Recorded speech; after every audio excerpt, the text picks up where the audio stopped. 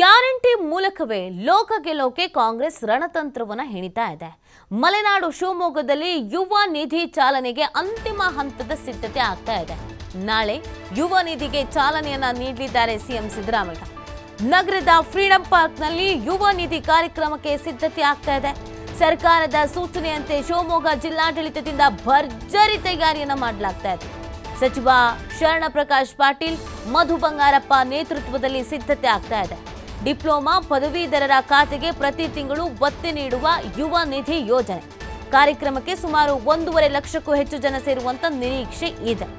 ನೋಡಿ, ಚುನಾವಣೆ ಹತ್ರ ಬರ್ತಾ ಇದ್ದ ಹಾಗೇನೆ ಕಾಂಗ್ರೆಸ್ನ ಒಂದು ನಿಲುವು ಅಥವಾ ಒಂದು ಸ್ಟ್ರಾಟಜಿಗೆ ಏನು ಅಂತ ಹೇಳಿದ್ರೆ, ಈ ಯೋಜನೆಗಳಿದೆಯಲ್ಲ, ಗ್ಯಾರಂಟಿ ಯೋಜನೆಗಳು, ವಿಧಾನಸಭಾ ಚುನಾವಣಾ ಗೆಲ್ಲೋದಕ್ಕೆ, ಬಹುಮತ ಬರೋದಕ್ಕೆ ಇದೇ ಕಾರಣ ಅಂತ ರಾಜಕೀಯ ವಲಯದಲ್ಲಿ ಚರ್ಚೆ ಆಗತ್ತೆ.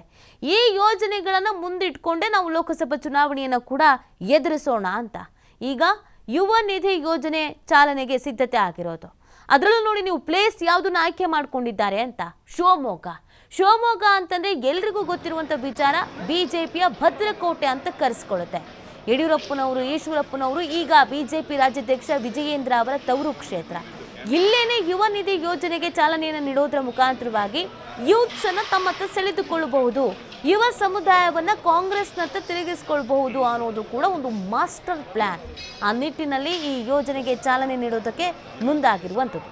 ಲೋಕಸಭಾ ಚುನಾವಣೆಗೆ ಶಕ್ತಿ ಯೋಜನೆ, ಭಾಗ್ಯಲಕ್ಷ್ಮಿ ಯೋಜನೆ, ಅನ್ನಭಾಗ್ಯ ಯೋಜನೆ ಜೊತೆಗೆ ಯುವ ನಿಧಿ ಯೋಜನೆ, ಈ ಯೋಜನೆಗಳನ್ನು ಮುಂದಿಟ್ಕೊಂಡೇ ನಾವು ಚುನಾವಣೆಯನ್ನು ಎದುರಿಸಬೇಕು ಅಂತ ಕಾಂಗ್ರೆಸ್ ಸಕಲ ತಯಾರಿಯನ್ನು ಮಾಡ್ಕೊಳ್ತಾ ಇದೆ.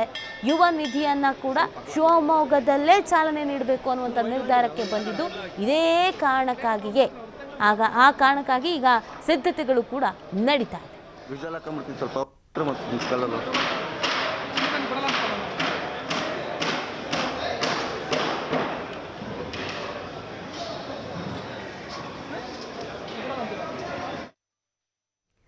ಶಿವಮೊಗ್ಗದಲ್ಲಿ ಯುವ ನಿಧಿ ಕಾರ್ಯಕ್ರಮದ ಸಿದ್ಧತೆಯನ್ನ ಪರಿಶೀಲಿಸ್ತಾ ಇದ್ದ ಸಚಿವರನ್ನ ನಮ್ಮ ಪ್ರತಿನಿಧಿ ನವೀನ್ ಮಾತನಾಡಿಸಿದ್ದಾರೆ. ಏನ್ ಹೇಳಿದ್ದಾರೆ ನೋಡೋಣ ಬನ್ನಿ.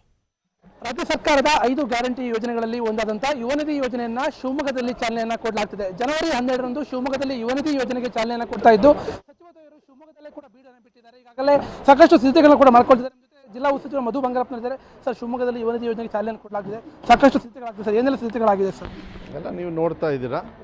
ಯಾರು ಬಂದಿರತಕ್ಕಂಥ ಜನರಿಗೆ ಯಾವುದೇ ಥರದ ತೊಂದರೆ ಆಗಬಾರ್ದು ಅಂತಕ್ಕಂಥ ನಿಟ್ಟಿನ ಮೇಲೆ ಒಳ್ಳೆ ರೀತಿಯಲ್ಲಿ ಎಲ್ಲ ಕಡೆನೂ ಅಷ್ಟೇ, ಮತ್ತು ಇಲಾಖೆ ಕಾರ್ಯಕ್ರಮ ಇರೋದ್ರಿಂದ ಮತ್ತು ಸರ್ಕಾರದ ಕಾರ್ಯಕ್ರಮ ಇರೋದ್ರಿಂದ ಭಾಳ ಅಚ್ಚುಕಟ್ಟಾಗಿ ಮಾಡಬೇಕು. ಬಂದಿರೋರು ಸುರಕ್ಷಿತವಾಗಿ ಬರಬೇಕು, ಸುರಕ್ಷಿತವಾಗಿ ಹೋಗಬೇಕು ಅಂತ ಹೇಳಿ, ಮತ್ತು ಟ್ರಾಫಿಕ್ಕಿಗೂ ಕೂಡ ಪೊಲೀಸವರು ಅವ್ರು ಏನು ಮಾರ್ಗದರ್ಶನ ಕೊಟ್ಟಿದ್ದಾರೆ ಆ ರೀತಿಯೇ ಎಲ್ಲ ಮಾಡ್ಕೊಂಡಿದ್ದೆ. ಸಂಪೂರ್ಣವಾಗಿ ಇಲಾಖೆಯವರಿಗೆ ಫ್ರೀಡಮ್ ಕೊಟ್ಟು ಈ ಆಯೋಜನೆಯನ್ನು ಮಾಡ್ತಕ್ಕಂಥ ವ್ಯವಸ್ಥೆಯನ್ನು, ಮಾಹಿತಿ ಇಷ್ಟೇ, ನಾವೇನೇ ವ್ಯವಸ್ಥೆ ಮಾಡಿದ್ರು ಬಂದಿರತಕ್ಕಂಥವ್ರಿಗೆ ಮಾಹಿತಿ ಹೋಗಬೇಕು, ಮಾಧ್ಯಮದ ಮೂಲಕನೂ ಕೂಡ ಬೇರೆಯವ್ರಿಗೂ ಅದು ಮಾಹಿತಿ ಹೋಗಿ ಈ ಕಾರ್ಯಕ್ರಮ ಅವರಿಗೆ ಉಪಯೋಗ ಆಗಬೇಕು. ಆ ಉದ್ದೇಶದ ಮೇಲೆ ನಾವು ಮಾಡ್ತಾ ಇದ್ದೀವಿ. ಅದು ಚೆನ್ನಾಗಿ ಆಗ್ತದೆ, ಒಳ್ಳೆ ರೆಸ್ಪಾನ್ಸು ಕೂಡ ಇದೆ. ಸರ್, ಈಗ ರಾಜ್ಯ ಸರ್ಕಾರ 4 ಗ್ಯಾರಂಟಿಗಳಿಗೆ ಒಂದು ರೆಸ್ಪಾನ್ಸ್ ಸಿಕ್ಕಿದೆ. ಈಗ 5ನೇ ಗ್ಯಾರಂಟಿ ಚಾಲನೆ ಕೊಡ್ತಾ ಇದ್ದೀರಿ. ಶಿವಮೊಗ್ಗದಲ್ಲಿ ಎಷ್ಟು ಜನ ಸೇರೋ ನಿರೀಕ್ಷೆ ಇದೆ ಸರ್?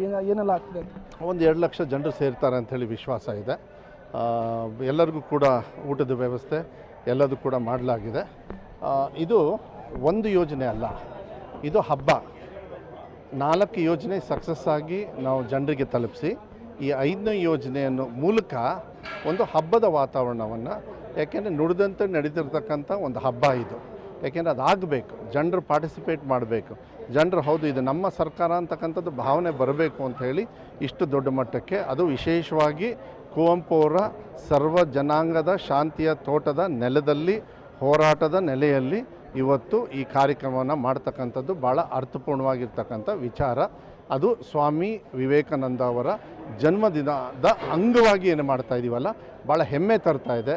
ಬೇರೆಯವರು ಬೇರೆ ರೀತಿ ಉಪಯೋಗ ಮಾಡ್ಕೊಳ್ತಾರೆ ಸ್ವಾಮಿ ವಿವೇಕಾನಂದ ಅವರ ಹೆಸರನ್ನು, ಆದರೆ ನಾವು ವಿವೇಕಾನಂದ ಅವರ ಒಂದು ದೃಷ್ಟಿ ಏನಿದೆ ಅದನ್ನು ಪಾಲಿಸಿ ಮಾನ್ಯ ಸಿದ್ದರಾಮಯ್ಯ ಅವರ ಸರ್ಕಾರ ಈ ಯೋಜನೆಯನ್ನು ಯುವಕರ ಚೇತನ ಆಗಿರ್ತಕ್ಕಂಥ ಸ್ವಾಮಿ ವಿವೇಕಾನಂದ ಅವರ ಚಿಂತನೆಗೆ ನಾವು ಅನುಗುಣವಾಗಿ ಈ ಕಾರ್ಯಕ್ರಮನ ಅವರ ಜನ್ಮದಿಂದ ದಿನ ಇದೊಂಥರ ಯುವಕರಿಗೆ ಬಹುಮಾನ.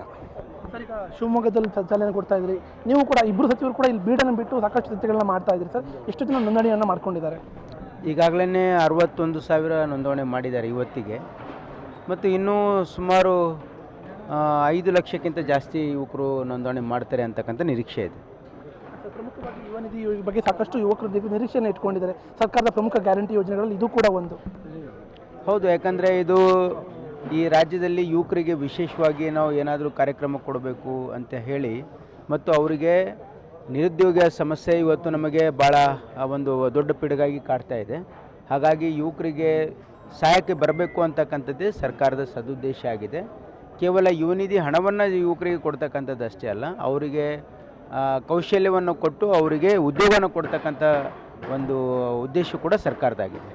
ಪ್ರಮುಖವಾಗಿ ಇದು ಸಚಿವ ದ್ವಯರ ಮಾತು. ಏನು ಯುವ ನಿಧಿ ಯೋಜನೆಯನ್ನು ಶಿವಮೊಗ್ಗದಲ್ಲಿ ಜಾರಿಯನ್ನು ಮಾಡ್ತಾ ಇದ್ದೇವೆ, ಹಾಗಾಗಿ ಆ ನಿಟ್ಟಿನಲ್ಲಿ ಎಲ್ಲ ಸಿದ್ಧತೆಗಳು ಕೂಡ ಆಗಿದೆ. ಇದು ಕೇವಲ ಸರ್ಕಾರದ 5ನೇ ಗ್ಯಾರಂಟಿ ಯುವ ನಿಧಿ ಯೋಜನೆ ಅಲ್ಲ, ಪ್ರಮುಖವಾಗಿ ಇದರ ಮೂಲಕ ಯುವ ನಿಧಿಯಲ್ಲಿ ಯಾರು ನೋಂದಣಿಯನ್ನು ಮಾಡಿಕೊಳ್ತಾರೆ ಅವರಿಗೆ ಉದ್ಯೋಗ ಕೊಡುವ ನಿಟ್ಟಿನಲ್ಲಿ ಕೂಡ ನಮ್ಮ ಸರ್ಕಾರ ಮುಂದಿನ ದಿನಗಳಲ್ಲಿ ಕ್ರಮವನ್ನು ಕೈಗೊಳ್ಳುತ್ತೆ ಅನ್ನೋ ಮಾತನ್ನು ಸಚಿವ ದ್ವಯರು ಕೂಡ ಹೇಳ್ತಾ ಇರುವಂಥದ್ದು. ಜೊತೆಗೆ ಸಿಎಂ ಕೂಡ ಈ ಒಂದು ಯೋಜನೆಗೆ ಚಾಲನೆಯನ್ನು ಕೊಡ್ತಾರೆ. ಅದಕ್ಕಾಗಿ ಎಲ್ಲ ಸಿದ್ಧತೆಗಳನ್ನು ಕೂಡ ನಾವು ಮಾಡ್ಕೊಂಡಿದ್ದೇವೆ ಅನ್ನೋ ಮಾತನ್ನು ಸಚಿವರು ಕೂಡ ಹೇಳ್ತಾ ಇರುವಂಥದ್ದು. ಕ್ಯಾಮ್ರಾ ಪರ್ಸನ್ ಮಹೇಶ್ ಜೊತೆ ನವೀನ್ ಪುರ್ದಾಳ್, TV5.